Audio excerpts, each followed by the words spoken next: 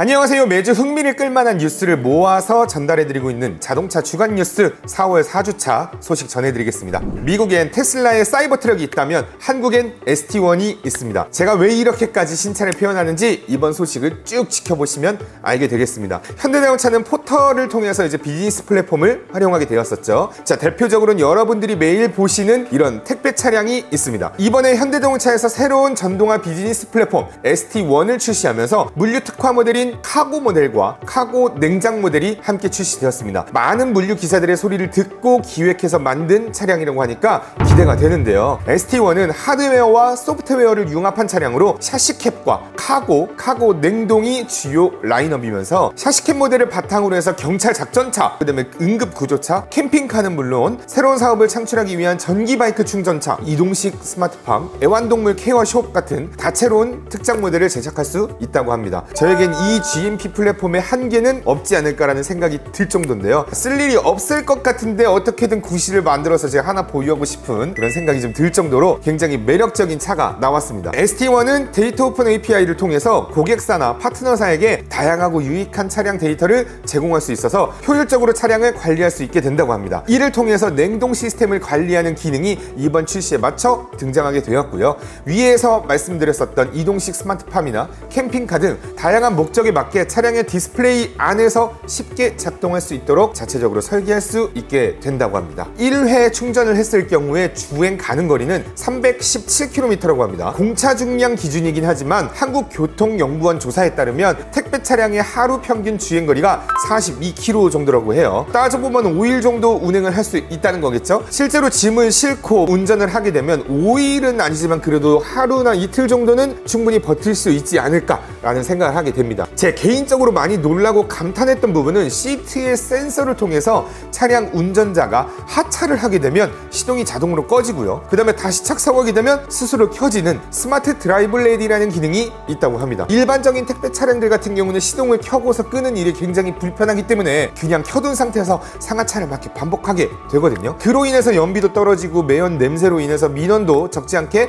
발생했을 거라고 생각이 되는데, 이런 부분이 현대에서 택배 기사님들과 아주 많은 소통을 했다는 게 느껴지는 부분인 것 같습니다. 이뿐만이 아니라 스마트 크루즈 컨트롤, 그 다음에 오토 홀드, 어라운드 뷰, 후방에는 상하 각각 4개씩 해서 총 8개의 센서가 위험을 감지하는 기능까지도 포함이 되었다고 합니다. 그 다음에 800V 고전압 시스템을 통해서 20분 안에 80%가 충전이 가능하기도 하고, 차량을 오르고 내릴 때 힘들이지 않도록 최대한 낮은 스태퍼를 만들었다고 합니다. 또 감탄했던 부분이 어떤 부분이냐면, 기존 택배 차량이 어떤 부위에 사고가 많이 있는지를 확인을 하고 아래쪽 패널을 검정색 플라스틱으로 만드는 등 편안함 뿐만이 아니라 안전까지도 챙길 수 있는 든든함을 갖췄습니다. 새롭게 출시된 ST1의 긍정적인 효과를 크게 기대하고 있는데요. 특히나 저희 사무실이나 이제 매장에도 많은 택배 기사님들이 오고 가는데 정말 바삐 움직이고 계세요. 그 와중에 저희가 막 음료라도 하나 막 드리고 싶어가지고 미리미리 딱 챙겨놓고 있는데요. 자, 이 효율을 중시해서 몸이 좀 불편한 걸 감수했었던 많은 택배 기사님들이 이제부터 편안하고 안전하게 일할 수 있게 되어서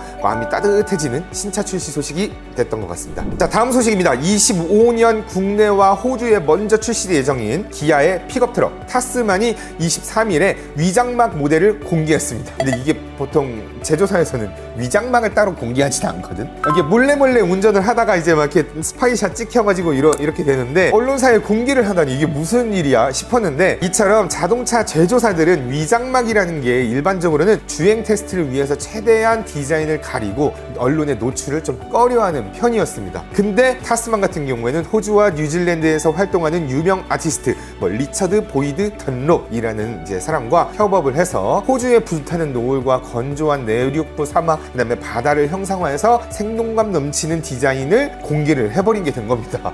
나 되게 새로운 느낌이었어요. 그래서 이전 영상을 통해서는 기아의 픽업 트럭의 이름이 왜 타스만인지에 대해서 알려드렸었는데요. 이거를 간단하게 키워드로 요약을 해보자면 자연의 아름다움과 모험정신이라고 볼 수 있겠습니다. 붉은색과 파란색의 조화가 잘 이루어지게 되었던 거죠. 아주 이쁜 위장막이 되어버렸습니다. 자, 이 작품명 같은 경우에도 키워드가 잘 어울리는 미처 가보지 않은 길이라고 하는데요. 이런 위장막은 제 개인적으로는 처음 보는 형식이라서 굉장히 신선하기도 했고, 오히려 기존 위장막들보다 더 마케팅적으로는 많은 관심을 받을 수 있을 것 같아서 좋은 시도라고 생각합니다. 그리고 공개된 위장막을 토대로 해서 이제 예상되는 디자인이 이제 좀 나왔습니다. 유튜브 통해서 막 공개가 되었는데, 자, 실제로 공개될 디자인이 더욱 기대가 됩니다. 자, 이번 공개를 통해서 기아는 다른 제조사들과는 다르게 위장막은 이렇게 만드는 거다 라고 말하는 것 같지 않나요? 기아의 이런 새로운 시도들이 회사 자체의 이미지를 더욱 젊고 세련되게 만드는 것 같습니다. 일 참 잘하는 것 같습니다. 다음 소식입니다. 주간 뉴스에서 빠지지 않고 등장하고 있는 그 제조사가 있죠.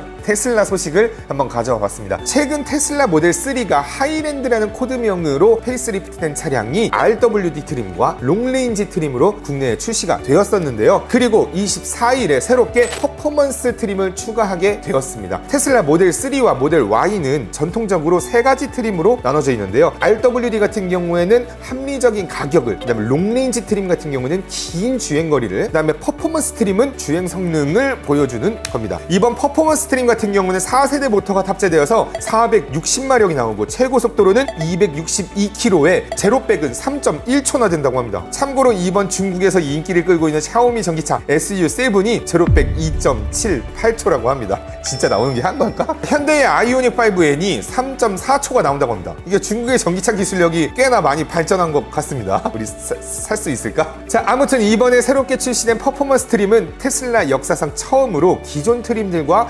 디자인도 차별성을 두었다고 합니다. 외관에는 전용 범퍼 디자인과 카본 스포일러, 그리고 전용 휠을 사용했고요. 특히나 모델 Y나 모델 3에 전통적으로 퍼포먼스 트림에만 들어가는 그 배지가 있잖아요. 역시나 이번에도 그 배지가 들어갔습니다. 실내에는 스포츠 시트를 적용했다고 하는데요. 그 스포츠 시트에도 그 배지와 유사한 그런 디자인이 적용이 된 걸 볼 수 있습니다. 가격으로는 6,799만 원으로 24년 2분기 내로 국내에 인도가 시작이 될 예정이라고 합니다. 자, 다음 소식은 아까 방금 또 얘기가 나왔었던 샤오미 SU7입니다. 이번 주 뉴스에서도 또 포함이 되었는데요. 저번 뉴스 같은 경우에는 SU7이 대당 손실액이 클 수 있다는 지적이 나왔다고 전해드렸었는데, 아니나 다를까 2024년도에 판매되는 SU7의 평균 손실액이 한 대당 6,800위안, 그러니까 한화로 약 130만원가량으로 이를 것이라 추정되었습니다. 샤오미 자동차 레이 주인 대표는 지난달 컨퍼런스에서 손실을 감수하고서라도 판매를 진행할 것이라고 말을 하면서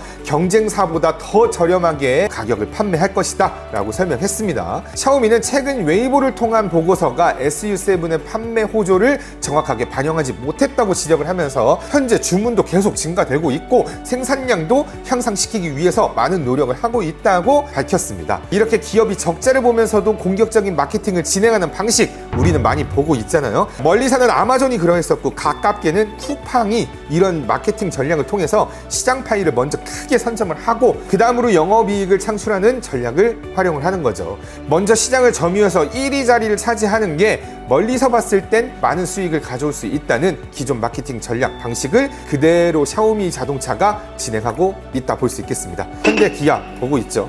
한편 샤오미 SU7의 누적 예약 건수는 15일 기준으로 했었을 때 6만 건가량이 넘었다고 전해지는데, 주문 취소율이 약 55%에 달한다는 보고가 있습니다. 다음 소식으로는 가볍게 볼만한 뉴스를 가져와 봤는데요. 현대차가 파키스탄의 제2도시 라호르라는 곳에서 재밌는 캠페인을 진행하고 있다는 소식이 전해졌습니다. 파키스탄은 보안상의 이유로 자동차 틴팅 필름을 부착하는 것을 엄격하게 금지하고 있다 합니다. 파키스탄은 근데 여름철에 최고 기온이 섭씨 50도에 달한다고 하는데요. 이 무더운 날씨를 가지고 있지만 연료를 아끼기 위해서 에어컨을 켜지 않고 그냥 창문을 열어놓고 주행하는 경우가 대부분이라고 합니다. 근데 이 라오르라는 시에서는 세계에서 공기질이 가장 나쁜 도시로도 꼽히고 있다 합니다. 그렇기 때문에 창문을 열자니 내 몸이 상하고 창문을 닫고 에어컨을 켜자니 기름값이 많이 나오는 이런 지금 딜레마에 빠져 있는 상황인 거겠죠. 이런 열악한 환경을 가진 파키스탄 라오르시에서 현대자동차가 새롭게 개발의 상용화를 앞두고 있는 나노쿨링 필름을 70여대의 차량에 무상으로 필름을 부착해주는 메이드 쿨러 바이 현대 캠페인을 진행했습니다. 나노쿨링 필름은 작년 7월에 현대자동차가 공개한 나노테크데이 행사에서 발표한 기술로서 일반적인 틴팅 필름이 열 차단하는 기능만 있었다면 나노쿨링 필름은 열을 밖으로도 내보내주는 기능이 있어서 일반 필름에 비해 약 10도 이상 낮춰주는 효과를 가지고 있다고 합니다. 이번 나노쿨링 필름은 기존 열 차단 필름과 함께 사용되면 더욱 더 차단하는 효과가 크다고 하니까 국내에도 상용화가 된다면 루마 필름 대리점 사장으로서 많은 기대를 라고 말씀을 드리고 싶었는데요. 참고로 이게 겨울철에도 따뜻한 기운을 방출한대요. 겨울철에는 복사 냉각열을 끄고 키는 기능을